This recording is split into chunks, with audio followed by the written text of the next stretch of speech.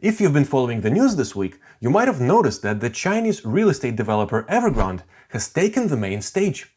The company is reported to have around $300 billion in liabilities that it is struggling to pay back. The company is so big that some say the fallout could have ripple effects beyond China. Everyone is suddenly worried about Evergrande and its implications across the world. But what are the implications? After all, isn't Evergrande just one company? How much of an effect can it have on the Chinese and the global economy, if any? In this video, we'll take a look into what Evergrande is, why is it failing, and what it means for the world economy, the markets, and your portfolio. Let's get into it.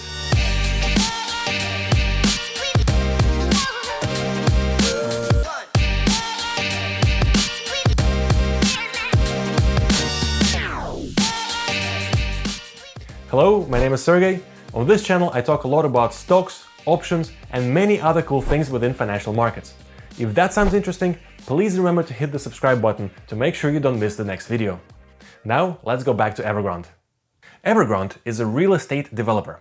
It was founded in 1996, and as recently as 2020 it reported revenues of $77 billion and net income of $9 billion. Its website states that it has more than 1,300 development projects across 280 cities in China. This makes it one of the largest real estate developers in the country. So what exactly do they do? Their business is to take a piece of land, construct a building on top of that, and sell it on. In order to do that, first they have to buy some empty fields of land, hopefully in a nice area with some infrastructure nearby, such that it'll be desirable to live there after they're done. Then they need to buy or lease some machinery and equipment, all these trucks, cranes, tractors, and such. All of that is converted into a construction site. Then they hire some workers to operate the machines and build the properties. Then they also need to buy some raw materials to construct the building from. Steel, sand, glass, cement, concrete, and many other commodities. Once they got all that, they can start working, slowly one by one. They construct the ground floor, the first, the second, and it can usually take a few years to get a fully refurbished building complete, as many of you know.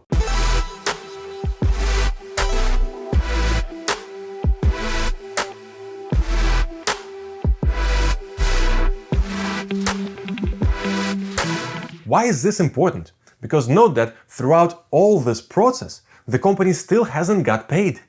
Once the building is complete, only then the company can sell the apartments and generate some revenues for all its efforts. But before it does that, the company needs to hold a ton of inventory and equipment, which is why construction is extremely capital-intensive business. This is also why real estate developers have very long cash conversion cycles. It takes years to build and sell an apartment building and get your money back. So how do real estate developers pay for all these activities and materials? One thing they commonly do is to sell unfinished properties to homebuyers who make a down payment or a deposit on an apartment that is yet to be built.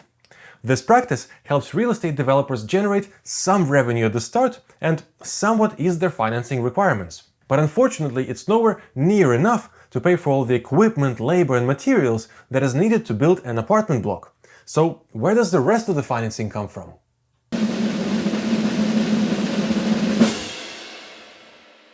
They can borrow money from banks and investors and use the proceeds to finance their activities. Of course, at some point in the future, they'll need to return the loan. How do they pay it back? There are two ways available for real estate developers to pay down their debts. The first option is to wait for the construction to complete, sell the properties, and then use the proceeds to pay back the loan and the interest. Now, this method seems obvious. However, it greatly depends on the developer's ability to sell the properties. If the economy is doing well and there is healthy demand for real estate, it's not a problem. But what if the demand isn't as strong by the time the construction is complete, or the housing market hasn't been growing as fast as was expected initially? In that case, the company can fall short on cash and will need to resort to another option to pay back the debt. And that other option is more debt. In case a developer hasn't generated sufficient revenues to cover existing debt payments, it can resort to banks and capital markets and issue more debt. This new debt can be used to pay off the existing debt and potentially finance other vital business activities.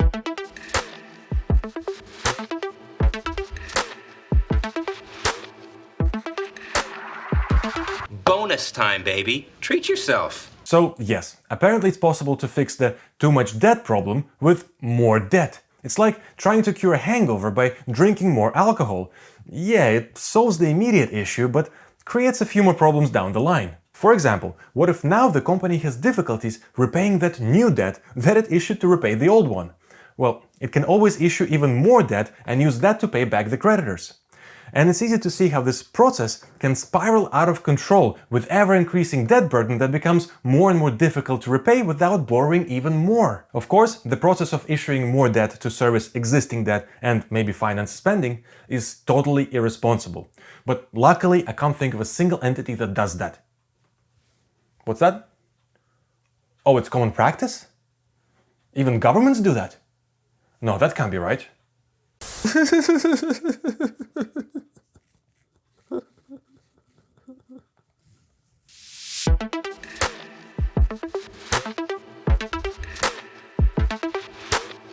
When the economy is doing well, both of these debt repayment options are available. Fortunately for Evergrande, debt hasn't been an issue until now, because the Chinese real estate market was booming. The demand for real estate has been extremely high, driven by a number of factors. First, it's urbanization of China. As the Chinese economy grew, many have moved from rural areas and relocated to big cities in order to take advantage of better paid jobs and other opportunities. Then there is also social pressure to own real estate, mostly due to something called the hukou system. The system tracks permanent address registration of Chinese citizens and ties all kinds of social welfare and benefits to that address. Lastly, increasing real estate prices provided excellent investment opportunities, especially for lack of better alternatives in China. As the Chinese economy grew, for someone born in China, the best way to participate in this extraordinary economic expansion was by being invested in the real estate market. You didn't even need to rent it out. The property can stay vacant, appreciate in price, and be sold for a profit a few years later. As a result, it's estimated that Chinese have 78% of their wealth tied up in residential property, which has only pushed the prices further up. And despite the huge construction efforts and a massive number of new properties that came on the market, the supply was still not enough to satisfy all the demand. Some local governments even had to step in and limit the number of properties that a single household can own. As a result of this real estate investment boom, it is estimated that around 50 million apartments remained vacant. And unfortunately for Evergrande, the housing market eventually started to slow. House prices weren't growing at double digits as they used to, and Evergrande's profits started to take a hit. More and more debt was needed to finance the current operations and to service the existing debt payments. The situation worsened when coronavirus lockdown hit in March 2020, and the economy came to a standstill. This had an impact on supply chains and labor, and new business development has slowed down significantly. In 2021, Evergrande issues a profit warning. Their costs and expenses have been growing year over year, and it became more difficult to service its debt obligations.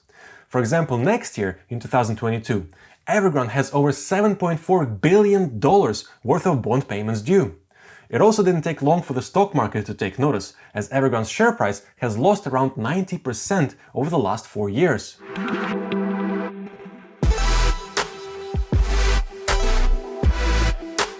So why is it failing? At the beginning of this video, I've mentioned that a real estate developer such as Evergrande has two options of repaying the debt, either from its profits or by issuing even more debt. And since Evergrande's profits evaporated as quickly as coronavirus cases in China, the only other remaining option was to issue more debt. Unsurprisingly, the market wasn't particularly keen on lending to a struggling real estate developer, as the risk of not seeing your money ever again is considerably high. We can put that check in a money market mutual fund. Then we'll reinvest the earnings into foreign currency accounts with compounding interest, and it's gone. And so, Evergrande found itself facing liquidity issues. This simply means that a loss of confidence has occurred, and Evergrande was struggling to find anyone who would lend them money. After all, if someone was willing to do so, they could simply buy Evergrande's bonds in the secondary market. Many of their bonds were trading as low as 30% of their face value, meaning that if Evergrande were to ever pay them back, an investor would receive more than 3 times their initial investment. For example, the yield on Evergrande's 5-year bond has reached 560% in September 2021. If Evergrande were to issue new debt at that time, a 500% yield is approximately how much they would need to offer in order to entice creditors to lend to them. You were financially irresponsible, you had to pay the price. I don't frankly see what you're angry about. Hence, the company is effectively cut off from raising any further capital and from financing its activities. As a result, Evergrande tried to borrow money from other sources. For example, it is reported that as of December 2020, Evergrande has received down payments from more than 1.5 million homebuyers for apartments that are yet to be built. It even managed to borrow money from its own employees by blackmailing them that they won't get their bonus payments. So it's not only the investors and creditors that will take a hit, but wider stakeholders as well. And that has implications for the economy as a whole. If the confidence is not restored, the liquidity crisis can also evolve into a solvency crisis, when the company's assets drop below its liabilities. In case Evergrande tries to raise capital by liquidating their assets, it's very likely that these assets will be sold rapidly and below market value. Moreover, many of Evergrande's assets are tied up in unfinished developments and half-built properties. They would need to offer sufficient discount for another developer to take them over, especially if there is a substantial risk of the housing market turning south. Hence, under a scenario of a fire sale valuation, Evergrande's assets can drop below their total liabilities and the company will become insolvent, which will finally make it attractive to Wall Street Bets investors.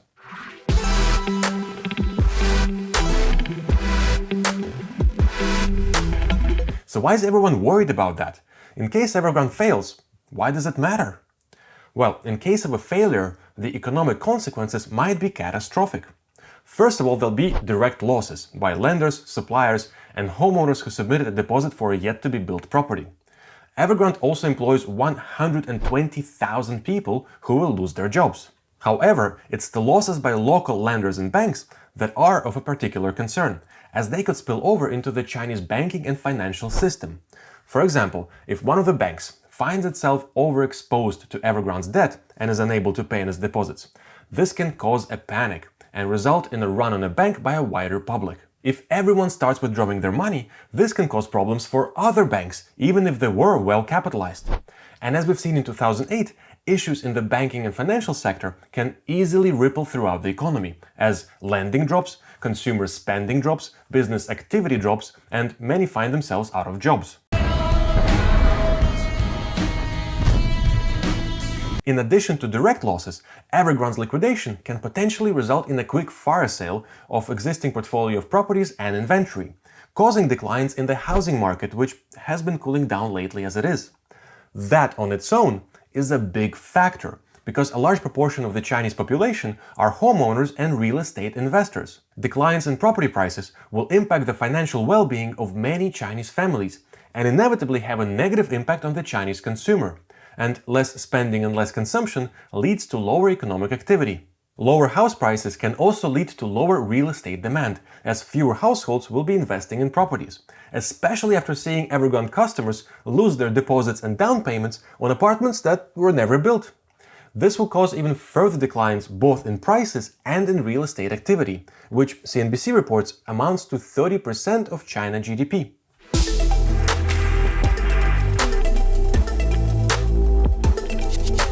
So far, we've looked at how Evergrande's bankruptcy might cause issues within the Chinese financial sector and the housing market, causing a slowdown in the overall Chinese economy.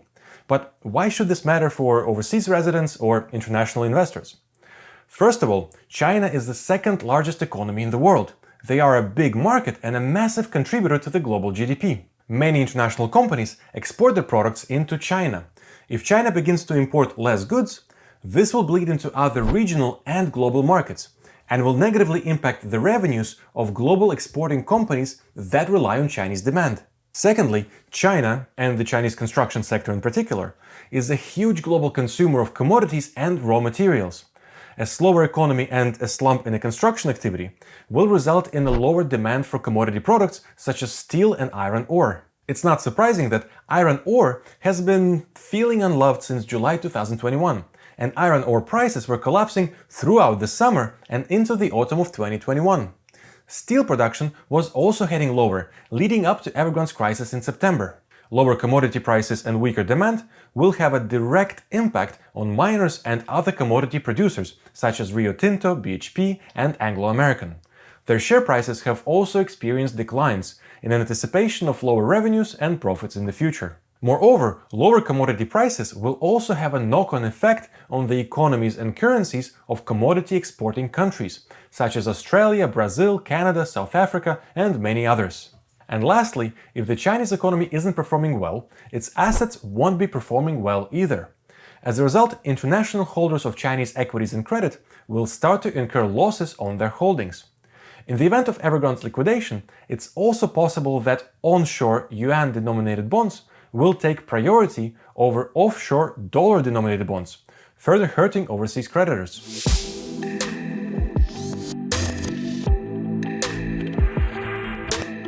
So what can the Chinese government do about the Evergrande situation? First, let's look at the two obvious solutions, neither of which are particularly appealing for the Chinese Communist Party. First one, it can let it fail.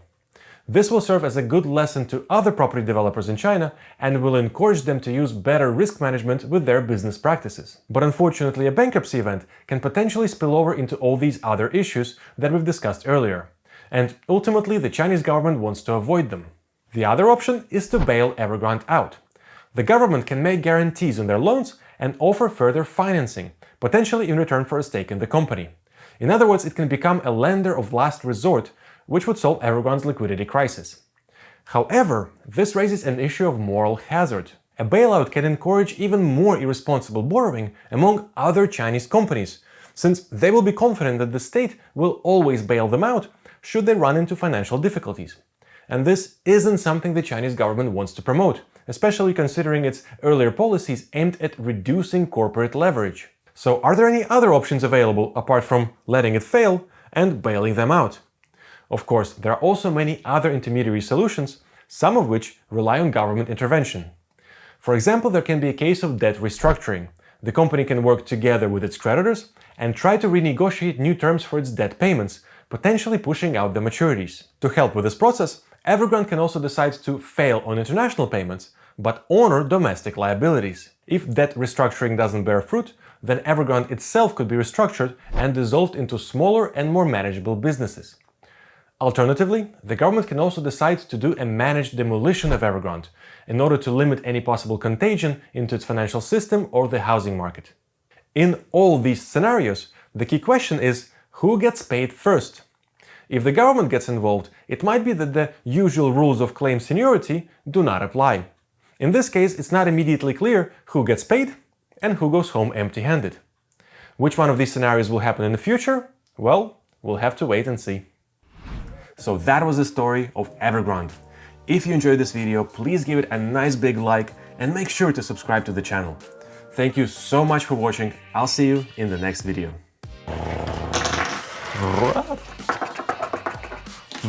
Brrr.